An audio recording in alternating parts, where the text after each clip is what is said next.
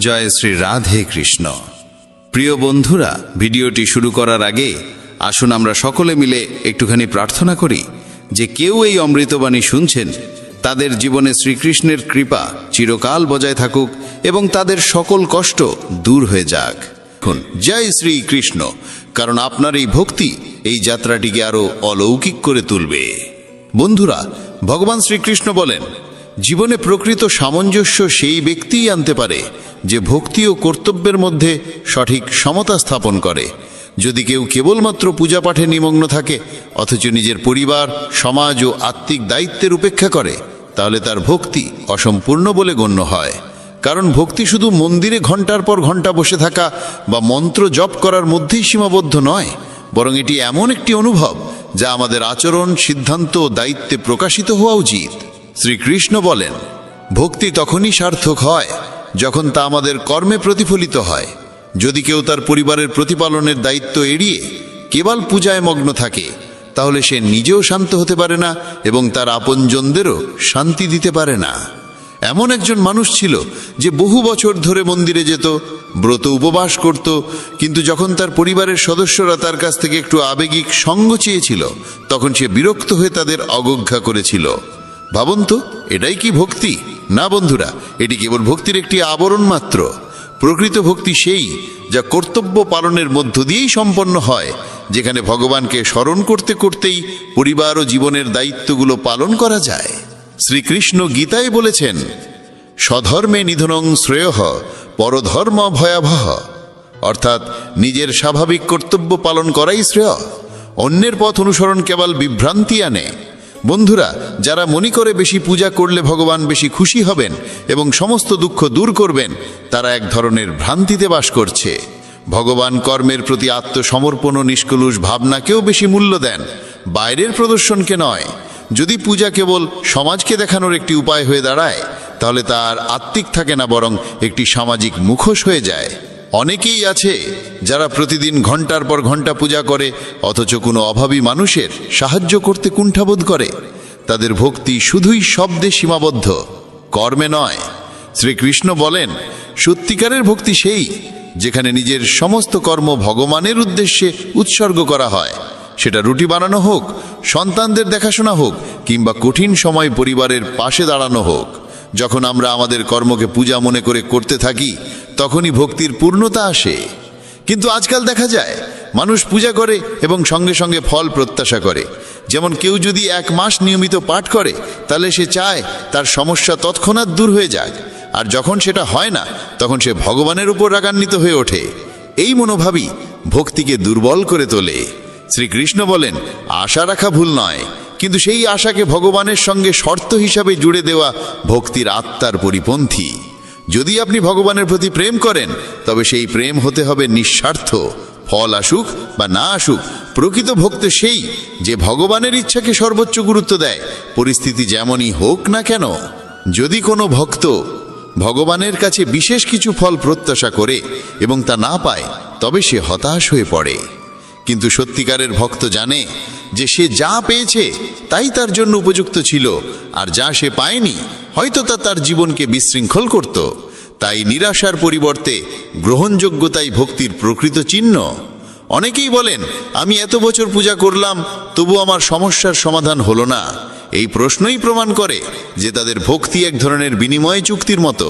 অথচ ভক্তি কোনো লেনদেন নয়, এটি আত্মসমর্পণ, প্রেম, বিশ্বাস। শ্রীকৃষ্ণ বলেন, আমি প্রতিটি জীবের অন্তরে আছি। যা কিছু ঘটে তা আমার ইচ্ছাতেই ঘটে। তাই আমাদের জীবনে যা কিছু ঘটছে তা ঈশ্বরের লীলা হিসাবে গ্রহণ করতে হবে। তবেই মন শান্ত হয়, আত্মা তৃপ্ত থাকে। বন্ধুরা, যখন মানুষ কথা বুঝে ফেলে যে ভগবান তাকে যা দেন তাই তার জন্য উপযুক্ত, তখন সে ভগবানের প্রতি অভিযোগ করা বন্ধ করে দেয়, এবং অভিযোগ বন্ধ হলেই ভক্তির প্রকৃত আনন্দ শুরু হয়। শেষে এটুকুই বলা যায়, পূজা পাঠ জীবনের একটি গুরুত্বপূর্ণ অংশ, কিন্তু এটিকে কেবল বাইরের আচার অনুষ্ঠানে সীমাবদ্ধ রাখবেন না। এটিকে জীবনের স্বাভাবিক এবং সহজ অভ্যাস করে তুলুন, যেখানে প্রতিটি কর্মে, প্রতিটি সম্পর্কে, প্রতিটি প্রয়াসে ভগবানের উপস্থিতি অনুভব করা যায়। সেটাই প্রকৃত ভক্তি। ভারসাম্য বজায় রাখা অত্যন্ত জরুরি। তবেই মানুষ ভক্তির পাশাপাশি দায়িত্বশীল জীবনও যাপন করতে পারে। তখন সে ভগবানের আশীর্বাদও পায়, আবার পরিবারের আনন্দও ধরে রাখতে পারে। তাই বন্ধুরা, জীবনে কর্ম ও ভক্তি উভয়েরই গুরুত্ব সমান। এই দুইয়ের মধ্যকার সেতুবন্ধনই প্রকৃত আধ্যাত্মিক পথ, যা আমাদের সব পরিস্থিতিতে অনুসরণ করা উচিত। ভগবানের উপদেশ সর্বদা আমাদের জীবনকে সঠিক দিশা দেখানোর জন্যই থাকে, কিন্তু আমাদের মানবিক সীমাবদ্ধ দৃষ্টিভঙ্গির কারণে আমরা প্রায়শই ভগবানের উদ্দেশ্যকে ঠিকঠাক বুঝতে পারি না, অথচ তার পরিকল্পনা অনেক গভীর ও ব্যাপক। বন্ধুরা, ভগবান শ্রীকৃষ্ণ বলেন, যখন আমরা ভগবানের কাছে কিছু চাই এবং তা না পাই, তখন এর অর্থ এই নয় যে ভগবান আমাদের প্রার্থনা শুনেননি, বরং হতে পারে তিনি আমাদের জন্য আরও ভালো কিছু ঠিক করে রেখেছেন। তাই পূজা করার সময় যদি আমরা নিজের স্বার্থকে একপাশে সরিয়ে রেখে নিঃস্বার্থভাবে ভগবানকে ভালোবাসি, তাহলে সেই ভক্তির অভিজ্ঞতা হয়ে ওঠে দিব্য এবং গভীর। যারা এই ভেবে পূজা করে যে এতে তারা তৎক্ষণাৎ ধন, সুখ বা সফলতা লাভ করবে, তারা ভক্তির মূল স্বরূপকে বুঝে না। কারণ ভক্তির অর্থ কেবল চাওয়া নয়, বরং আত্মসমর্পণ করা। শ্রীকৃষ্ণ গীতায় স্পষ্টভাবে বলেছেন, নিষ্কামভাবে করা পূজাই আত্মাকে শান্তি দেয়। বন্ধুরা, ভগবান শ্রীকৃষ্ণ বলেন, যখন পূজা কেবল সমস্যার সমাধানের উপায় হয়ে দাঁড়ায়, তখন তা একটি শারীরিক ক্রিয়ায় রূপ নেয়। তাতে আর কোনো আত্মিক সংযোগ থাকে না। যদি কেউ প্রতিদিন পূজা করে কিন্তু তার মন কেবল নিজের লাভে নিবদ্ধ থাকে, তবে সে প্রকৃতভাবে ঈশ্বরের সঙ্গে যুক্ত হতে পারে না। পূজার উদ্দেশ্য হওয়া উচিত আত্মার বিশুদ্ধি ও অন্তর্মনের জাগরণ। যখন আমরা শুধুমাত্র কিছু পাওয়ার আশায় ভগবানকে ভালোবাসি, তখন সেই ভালোবাসা হয়ে পড়ে শর্তাধীন, আর শর্তাধীন ভালোবাসা কখনোই খাঁটি হতে পারে না। ভক্তির মূল সার এই যে আমরা ভগবানের ইচ্ছাকে গ্রহণ করি, সেটা আমাদের চিন্তার সঙ্গে মিলুক বা না মিলুক। বন্ধুরা, আজকাল অনেকেই কেবল এই আশায় পূজা করেন যে তারা তাদের কষ্ট থেকে মুক্তি পাবেন, কিন্তু যখন প্রত্যাশিত ফল মেলে না, তখন তারা হতাশ হয়ে পড়ে। এর ফলে ভক্তি হয়ে দাঁড়ায় একটি লেনদেনের সম্পর্ক, যা প্রকৃত ভক্তি নয়। ভগবান শ্রীকৃষ্ণ বলেন, যে ভক্ত নিঃস্বার্থভাবে পূজা করে সেই শেষ পর্যন্ত প্রকৃত সুখ লাভ করে, কারণ তার ভালোবাসা ভগবানের প্রতি নিঃস্বার্থ হয়।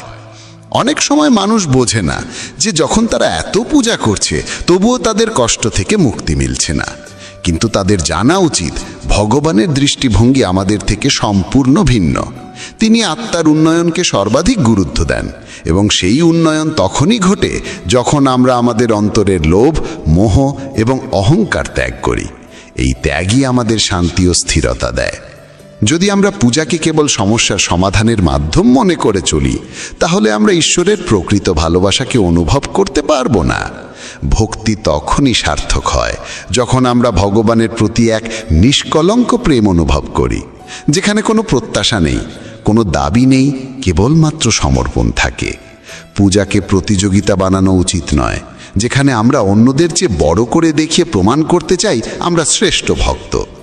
আজকাল দেখা যায় মানুষ বিশাল আরতির আয়োজন করে, বড় বড় ভান্ডারা বা গণপূজার মাধ্যমে নিজেদের ভক্তি প্রদর্শন করতে চায়। কিন্তু শ্রীকৃষ্ণ বলেন, পূজা বাইরের বিষয় নয়, এটি একটি অন্তরঙ্গ অভিজ্ঞতা। এটি জন্ম নেয় মন ও আত্মার বিশুদ্ধি থেকে, বাহ্যিক জাঁকজমক থেকে নয়। যখন আমরা অন্যদের দেখানোর জন্য পূজা করি, তখন আমরা আমাদের আত্মার মূল উদ্দেশ্য থেকে সরে যাই। প্রকৃত ভক্তি সেখানে থাকে যেখানে ভালোবাসা নিঃশব্দ আর মন ভগবানে সম্পূর্ণ নিমগ্ন থাকে। যেভাবে একজন মা তার সন্তানকে নিঃস্বার্থভাবে ভালোবাসে, কোনো কিছু চায় না, সেভাবেই আমাদের উচিত ভগবানের প্রতি নিঃস্বার্থ ভালোবাসা রাখা। তবেই আমরা ভগবানের কৃপাকে হৃদয়ে দিয়ে অনুভব করতে পারব। অনেক সময় দেখা যায় মানুষ পূজাকে একটি রুটিনে পরিণত করে ফেলে। মন্দির যাওয়া, আরতি করা, মন্ত্র জপ করা, কিন্তু তাদের মন পড়ে থাকে এই ভাবনায় যে আমি কি পাবো আর কবে পাবো। এমন পরিস্থিতিতে পূজা কেবল একটি শারীরিক প্রক্রিয়া হয়ে যায়, যাতে আত্মা অংশগ্রহণ করে না। আমাদের বোঝা উচিত, ঈশ্বরের সঙ্গে আমাদের সম্পর্ক ব্যবসায়িক নয়, বরং আত্মিক। আমাদের প্রার্থনা হওয়া উচিত এই, হে ভগবান, আমার হৃদয়কে শুদ্ধ করো, আমার চিন্তাধারাকে সঠিক পথে পরিচালিত করো এবং আমায় অন্তরের তৃপ্তি দাও। শ্রীকৃষ্ণ বলেন, যে ভক্ত আমায় নিঃস্বার্থ ভালোবাসে, আমি তার প্রতিটি অনুভূতিকে জানি এবং সময় আসলে তাকে ঠিক সেইটুকুই দিই যা তার জন্য সর্বোত্তম।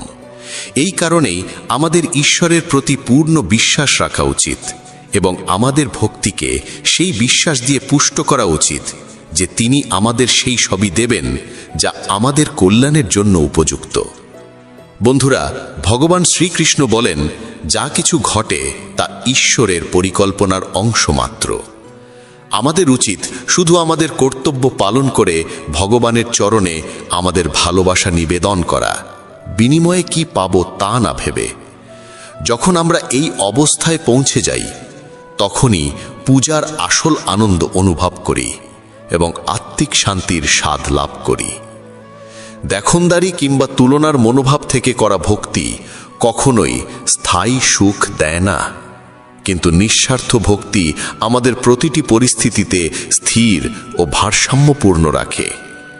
এই জন্যেই ভক্তিকে কখনোই কোনো উপায় মনে করা উচিত নয়, বরং এটাকেই জীবনের উদ্দেশ্য হিসেবে গ্রহণ করা উচিত।